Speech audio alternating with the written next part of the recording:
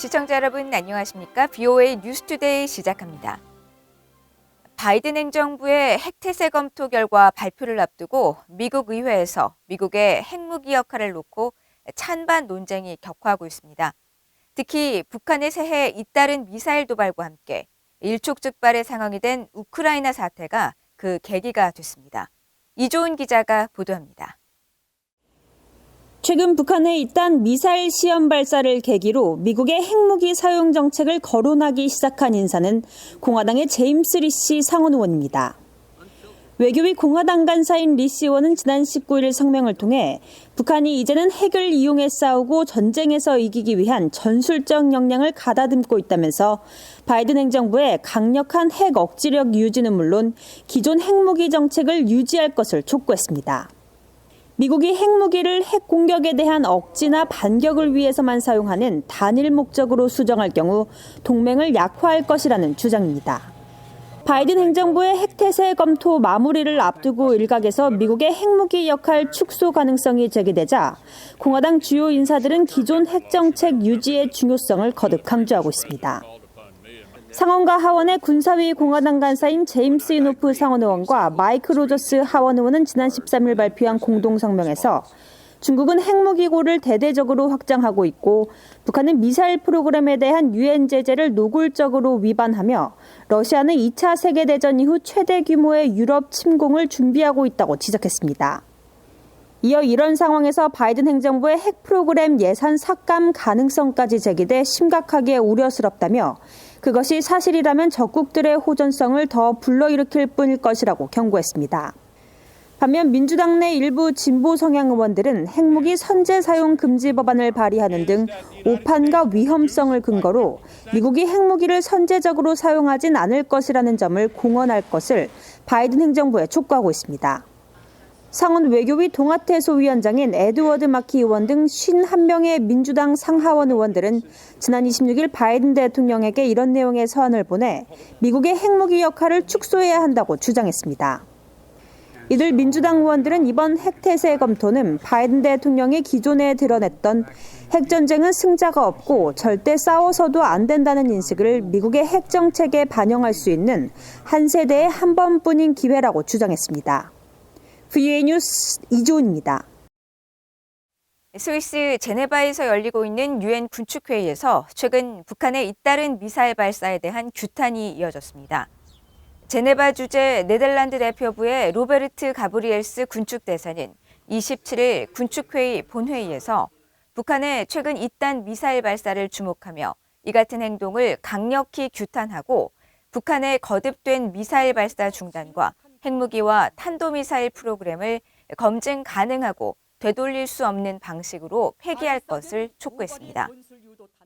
We have taken note of the recently repeated missile tests conducted by the DPRK and strongly condemns all such activities, which are in violation of the UN Security Council resolutions and pose a serious threat to regional and international security and stability. 제네바 주재 독일 대표부의 토마스 괴벨 군축대사도 계속되는 북한의 핵무기와 탄도미사일 프로그램 개발은 국제적 비확산 노력에 대한 중대한 도전이라면서 북한의 최근 미사일 발사는 유엔 안보리 결의에 대한 노골적인 위반이라고 비판했습니다. 이어 제네바 주재 일본 대표부의 오가사와라 이치로 군축대사는 최근에 잇따른 탄도미사일 발사 등 북한의 핵무기와 탄도미사일 개발이 국제사회에 중대한 도전을 제기하고 있다고 지적하고 핵무기, 다른 대량 살상 무기와 모든 사거리의 탄도미사일뿐 아니라 관련 프로그램과 시설에 완전하고 검증 가능하며 되돌릴 수 없는 폐기에 전념하고 있다면서 북한은 모든 관련 유엔 안보리 결의를 준수하라고 촉구했습니다.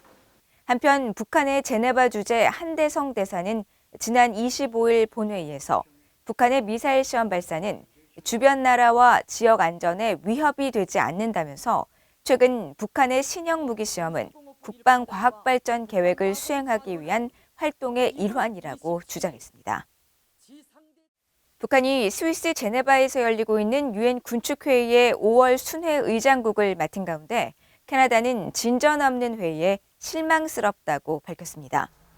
캐나다 외교부는 28일 북한이 11년 만에 다시 순회 의장국을 수임하는 것과 관련한 BOA 질문에 캐나다는 적극적인 군축회의 회원국으로 유일한 다자간 협상 포럼을 인정한다면서도 지난 20년간 프로그램 채택을 막는 교착 상태가 지속되는 데 대해 매우 실망스럽다고 밝혔습니다. 북한은 영어 국가명 알파벳 순으로 회원국이 의장국을 맡는 유엔 규정에 따라 지난 2011년에도 군축회의를 주재했는데 당시 존 베어드 캐나다 외무장관은 북한의 의장국 수임은 터무니없는 일이라며 북한의 임기가 끝날 때까지 캐나다 대표단을 회의에 보내지 않을 것이며 순회 의장국 제도 변경을 추진할 것이라고 밝혔었습니다. 북한이 최근 탄도미사일을 잇따라 발사하며 긴장을 고조시키고 있는 가운데 미국과 일본이 주일 미군과 일본 자위대의 상호 운용성 개선을 위한 연례 연합훈련을 시작했습니다. 주한미군은 연기 가능성이 제기되는 미한 연합훈련과 관련해 동맹이 결정할 것이라는 기본적인 입장을 재확인했습니다. 박동정 기자의 보도입니다. 미국과 일본이 지난 26일부터 연례 연합훈련인 키넷지 2022 훈련에 돌입했습니다. 주일 미군은 28일 이 훈련이 북한 억제와 관련 있냐는 VOE의 서면 질의에 키넷지 2022 훈련을 위한 계획은 이미 1년 전에 시작됐다며 훈련 시나리오는 정치적 또는 지리적 상황과 관련이 없으며 어떤 국가를 대상으로 하지 않는다고 선을 그었습니다. 이어 이 훈련은 수년간 반복되는 일상적인 것이라면서 훈련의 목적과 실질적인 가치는 항상 미군과 일본 자위대의 상호 운용성을 개선하고 양측 간의 상호작용을 촉진하는 것이라고 강조했습니다.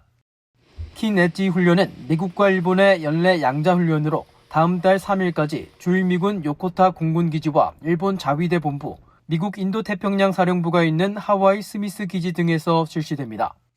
안보 전문 싱크탱크인 랜드 연구소의 브루스 베넷 선임연구원은 북한에 잇따른 미사일 무력 시위가 벌어지고 있는 가운데 진행되는 이번 훈련과 관련해 미국과 일본은 특정 분야에 집중하지 않고 양국의 역량 향상 등을 위해 노력하고 있다면서도 중국과 북한 등에 적용될 수 있다는 점을 지적했습니다. The U.S. and Japan said they're not focused on a specific player. They're simply trying to improve U.S. and Japanese capabilities, both to perform individually and to perform together. And so those capabilities would be applicable to potentially China, to North Korea, and toward any other party that decides to make an attack against Japan or the U.S. 이런 가운데 주한미군은 한국 내 일각에서 제기되고 있는 미한 연합훈련 연기 주장과 관련해 미한 동맹이 결정할 것이라는 기본 입장을 재확인했습니다. 리 피터스 주한미군 대변인은 28일 미한 연합훈련을 한국 내 대선과 코로나 상황을 고려해 4월로 연기할 가능성을 검토하고 있냐는 VOE의 서면 질의에 정책상 계획되거나 시행된 연합훈련에 대해선 언급하지 않는다면서 이같이 답했습니다. 미국과 한국은 통상 3월에 전반기 연합지휘소 훈련을 시행하는데 한국 언론들은 한국과 미국이 3월 대통령 선거와 신종 코로나 바이러스 급증 등을 고려해 연합훈련을 4월 중으로 연기하는 방안을 협의 중이라고 보도했습니다. 피터스 대변인은 이어 미국과 일본이 연합훈련을 강화하고 있는데 미한 연합훈련은 축소되는 이유에 대한 입장 요청에는 기존 입장을 재확인했습니다.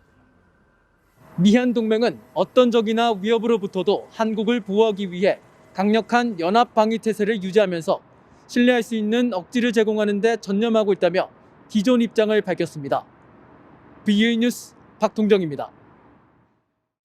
미국 공화당의 영킴 하원 의원은 북한 정권을 파탄난 범죄 정권으로 규정하며 북한 여행 중 북한 당국에 의해 17개월 동안 억류되다 지난 2017년 6월 혼수 상태로 송환된 뒤 사망한 미국인 대학생 오토 원벼의 죽음에 대한 명확한 해명이 필요하다고 밝혔습니다. 영킴 의원은 최근 트위터를 통해 원벼의 부모가 법원으로부터 북한 자금 회수 허용 판결을 받은 데 대해 도덕적으로 파산한 범죄 정권에 의해 고문받고 살해된 아들의 상실은 돈으로도 보상할 수 없는 것이라며 이같이 밝혔습니다. 김 의원은 특히 미국은 원벼 사망과 관련한 북한 김씨 정권 역할에 대해 정의의 심판을 받고 원벼 유족에게 해명하도록 노력해야 한다고 강조했습니다. 앞서 뉴욕 북부 연방법원은 뉴욕주가 보유한 북한 자금 24만 달러를 원벼의 부모가 회수할 수 있도록 허용하는 판결을 내렸으며 원벼의 부모는 북한 정권의 아들 죽음의 책임을 묻기 위해 미국 등 전 세계에 흩어진 북한 자산을 추적해 이를 회수하기 위한 노력을 계속하고 있습니다. 미국의 인권 전문가들은 북한의 최근 거듭된 미사일 발사에 대해 북한 정권이 주민 안위를 희생하며 무기 개발에 재원을 집중하는 무책임함을 보여주는 것이라고 비판했습니다. 로버트 킹 전 미국 국무부 북한인권 특사는 27일 VOA와의 전화통화에서 북한의 거듭된 미사일 발사는 북한이 미국, 한국과의 관계 개선을 통한 경제 개선과 인권 향상에 전혀 관심이 없다는 것을 보여주는 것이라고 지적했습니다. 또 북한 정권이 미국의 대북 적대시 정책을 거론하며 자위력 차원의 미사일 프로그램 개발을 주장하는 것은 막대한 군사비를 지출하면서 주민들을 위한 의료, 식량 분야에는 매우 적은 비용을 쓰는 것에 대한 핑계로 외부 위협을 거론하고 있다고 비판했습니다. 워싱턴의 민간단체 북한인권위원회 그레그 스칼루트 사무총장은 미사일 프로그램 진전을 위한 계속된 실험은 이란 등 중동의 구매자들에게 북한 미사일을 선보일 필요가 있기 때문이라면서 북한 정권이 무기 개발에 희소한 자원을 계속 투자하면서 대다수 북한 주민들은 심각한 인도적 상황에 직면했다고 밝혔습니다. 국제인권단체 휴먼 라이츠 워치의 브래드 애덤스 아시아 지부장은 북한의 미사일 발사에 대해 인도주의 관계자들이 낙담하고 좌절하게 된다면서 책임 있는 정부라면 불필요하며 도발적인 미사일 시스템 대신 대중의 복지를 위해 재원을 사용할 것이라고 지적했습니다. 이상으로 VOA 뉴스투데이를 모두 마칩니다. 시청해주신 여러분 고맙습니다.